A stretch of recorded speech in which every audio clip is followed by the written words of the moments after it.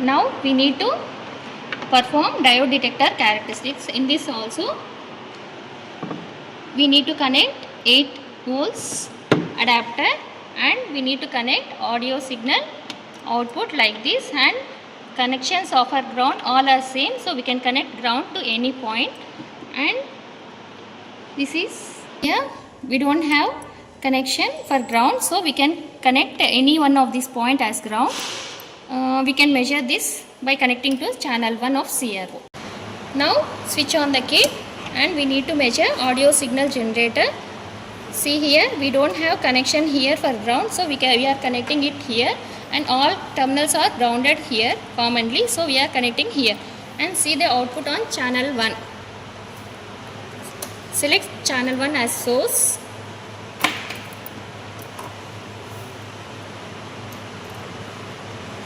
And change the amplitude of our modulating signal.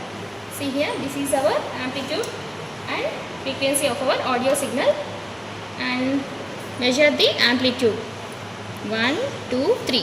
From x-axis we are having 3 volts into 2 is totally 6 volts amplitude of our audio signal, and we need to measure the time period like from pause. No. Now for this audio signal we need to measure the time period by positive and negative cycle measurement into our time per division knob. This is to keep it in microseconds because it is a high frequency signal. For measuring the carrier signal, we need to check this mode. We have different options like auto, norm, TVV and TVVH. So by adjusting this mode to auto or TVV, we need to get the output as carrier signal here.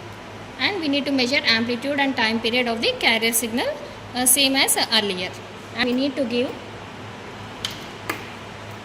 the amplitude modulated output. For that we are giving AF output to AF input and carrier output to carrier input.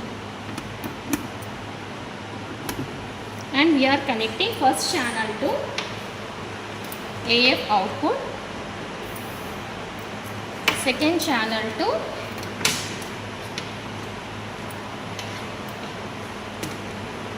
our AM output, and in this AM output we are having 3 outputs like critical modulation, under modulation and over modulation. For over modulation, modulation index is greater than 1, for under modulation it is less than 1, and for critical modulation, modulation index is equal to 1. And we need to observe the output on channel 2. See here, this is our amplitude modulation output. By adjusting the audio signal generator amplitude, we will get 3 types of modulation: critical modulation, under modulation, this is our critical modulation, and over modulation. For under modulation we will get V maximum and V minimum.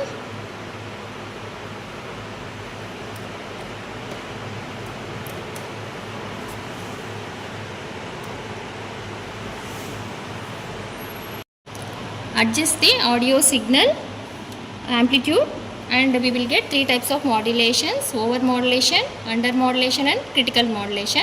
And we need to measure V maximum by putting it in ground and put it in AC, and from ground to maximum is V maximum.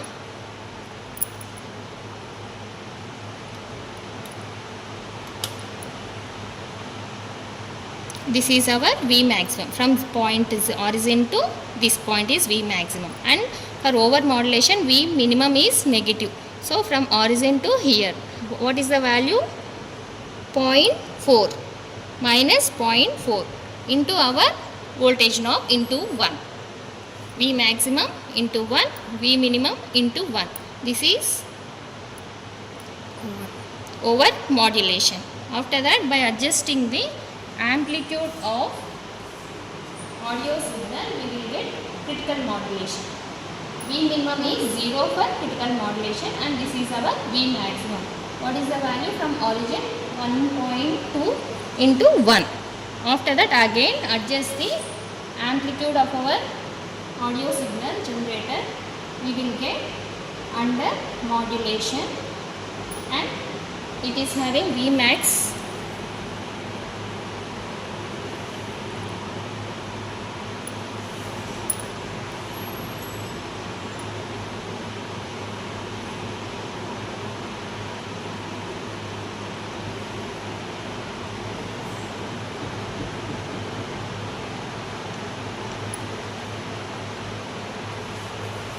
This is our under modulation. This is V max and this is V minimum. Very less value of V minimum. This is 0.2 into 1 and this is 1 into 1. V maximum and V minimum for under modulation. And these are the three modulations we are getting at the AM output. See here, this is our modulating signal and this is our modulated output, AM modulated output. And for that we need to connect channel 1 to the modulating signal, audio signal generator, modulated output to the channel 2. This is our modulated output, this is our modulating signal output. And now connect this modulated output to the demodulated output and we are connecting diode detector. This is our diode detector characteristics. So we are connecting AM output to diode. Now diode to the demodulated output. For that we will get demodulated output. This is our demodulated output and we need to adjust the amplitude of our modulated signal, demodulated output, and this is our modulating output.